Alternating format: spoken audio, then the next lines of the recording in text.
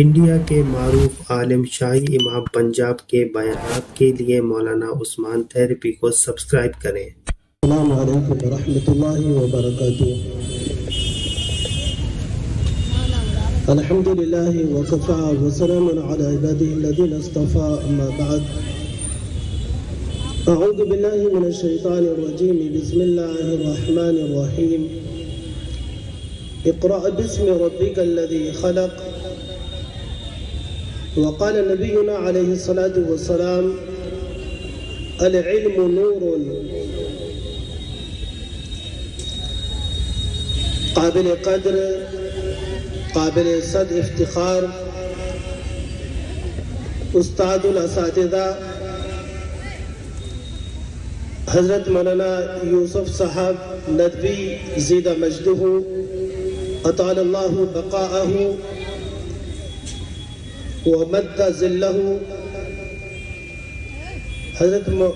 مفتی اصالت صاحب اور دیگر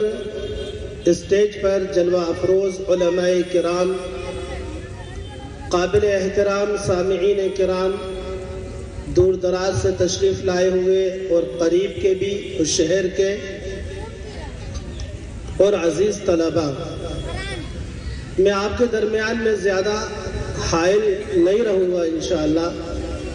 چند گزارشات آپ حضرات کے گوش گزار اور آپ کی خدمت میں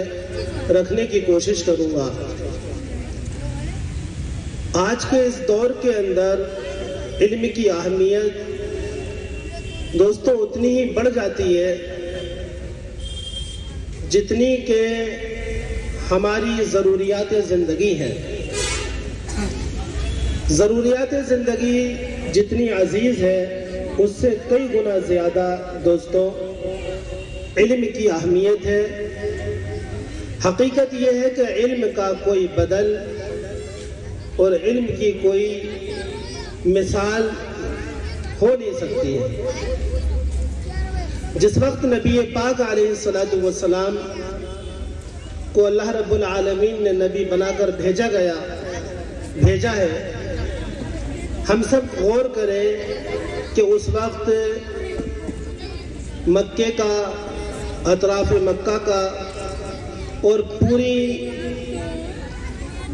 کے پورے عالم کا، پوری دنیا کا کیا حال تھا۔ مکہ ہر برائی کی آماجگاہ تھا، ہر خباثت، ہر غلاظت، ہر گندگی، ہر قسم کا ظلم و ستم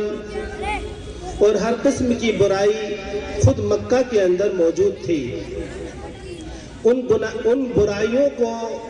اور ان ظلم کی داستانوں کو گنانے کی ضرورت نہیں ہے۔ دوستو ہم غور کریں کہ کس چیز نے ان تمام برائیوں پر جھاڑو پھیر دیا اور معاشرے کی، سماج کی ساری برائیاں ختم ہوتی چلی گئی۔ میرے دوستو، اللہ رب العالمین نے ہم سب کو عقل دی ہے اور قرآن مجید نے قیامت تک ہم سب سے مطالبہ کیا ہے کہ اللہ کے نیک بندے اللہ کی آیات میں غور کرتے ہیں اور ان میں بڑی نشانیاں ہیں غور کرنے والے کے لیے۔ تو ہم غور کریں دوستوں کہ مکے کے اندر ہر قسم کی برائی تھی، لیکن ان تمام قسم کی برائیوں کو، چاہے بچیوں پر ظلم ہو رہا ہو، چاہے غلاموں کو نشانہ ستم بنایا جا رہا ہو، اتنا ظلم ہوتا تھا جیسا کہ ہمارے علماء سے اور آپ نے سنا ہوگا کہ کسی انسان، کسی غلام کو نصب کر باندھ دیا جاتا تھا اور اس پر نشانے لگائے جاتے تھے اور اس کی کھوپڑی پر تیل ڈالا جاتا تھا اور اس کی تیل کی روشنی میں شراب و کباب کی محفلیں لگتی تھیں اور ان درندوں کو، اس ظالم معاشرے کو، اس انسان پر ترس نہیں آتا تھا۔ ظلم و زیادتی کی یہ حد تھی کہ بچیاں، جو معصوم سی بچیاں، اپنے ابا کی انگلیاں پکڑ کر چلنے والی بچیاں، ان کے سینے پر بیٹھ کر ان کے سینوں کو چومنے اور ان کے ماتھوں کو چومنے والی بچیاں، ہر وقت ابا ابا کہنے والی بچیوں کو وہ ظالم معاشرہ زندہ درگور کر دیا کرتا تھا، اس سے بڑھ کر ظلم و ستم